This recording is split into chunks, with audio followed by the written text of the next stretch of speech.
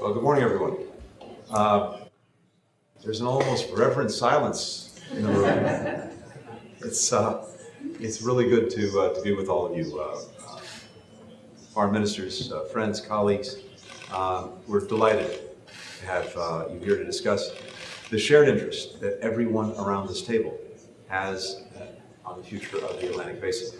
And I especially want to thank our colleagues from Angola, from Brazil, Ghana, Portugal, and Senegal, whose governments have been working with us over the past year to try to imagine together what greater cooperation across the entire Atlantic Ocean, both north and south, might look like.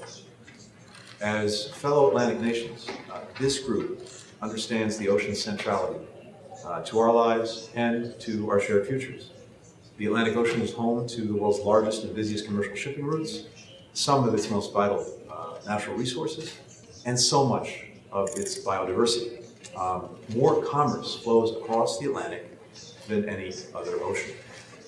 The Atlantic economy supports 49 million jobs in Africa, $21 billion in GDP in Latin America. 2/3 of the world's renewable energy is generated in the Atlantic. And the Gulf Stream, of course, dictates the Earth's climate. We see the Atlantic's influence right here in New York City.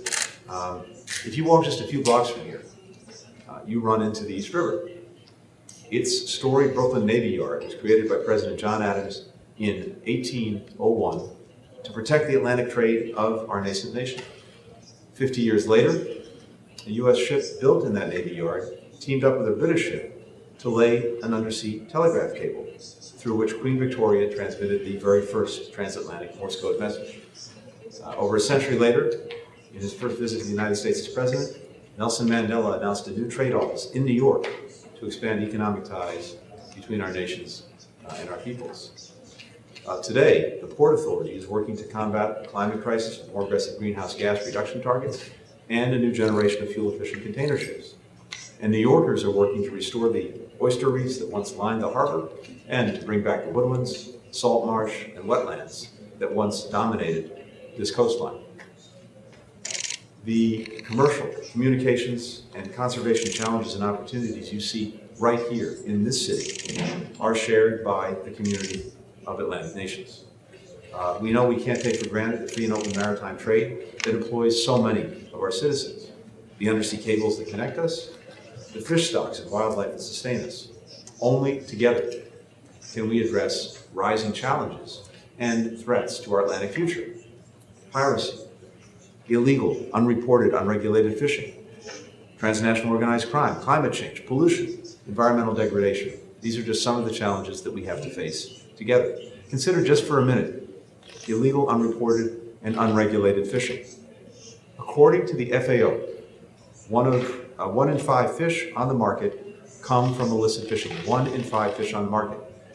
That translates to losses of between $10 and $23 billion a year to lawful fishing industries in the region.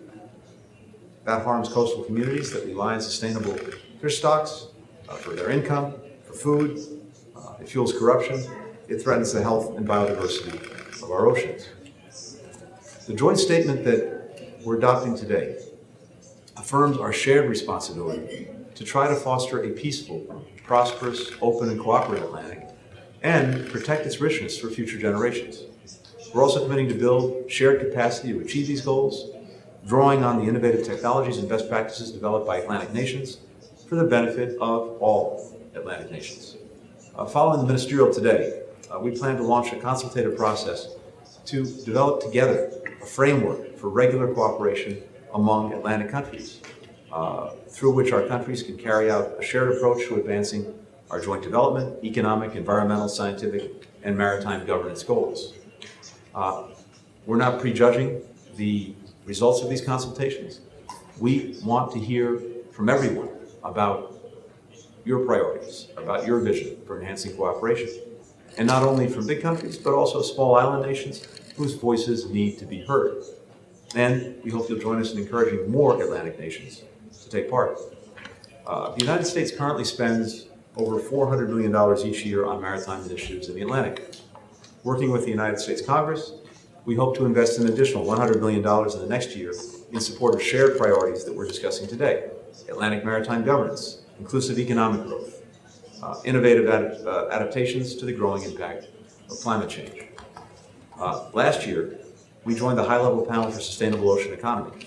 This July, we joined the European Union and 6 nations from the Western Hemisphere and Africa in the All-Atlantic Ocean Research and Innovation Alliance Declaration to promote scientific cooperation for the health and sustainable development of the Atlantic. And in the coming months, we hope to come together with many of you to conclude years of negotiations on protections of the high sea areas and sharing of the benefits of maritime genetic resources that are collected there. We recognize the importance of expanding support for and working with existing Atlantic initiatives: Portugal's leadership in creating the Atlantic Center in the Azores, Brazil's vision of a zone of peace and cooperation in the South Atlantic, the Friends of the Gulf of Guinea, efforts that continue to make have a significant impact. Still, as our challenges mount and our innovations and opportunities expand, we believe our partnerships need to grow to meet those challenges. So, I'm really grateful to everyone around this table for being here today and for the work that we're doing together. And I look forward to all that we can actually accomplish together in the months and years to come. Thanks to everyone for being here.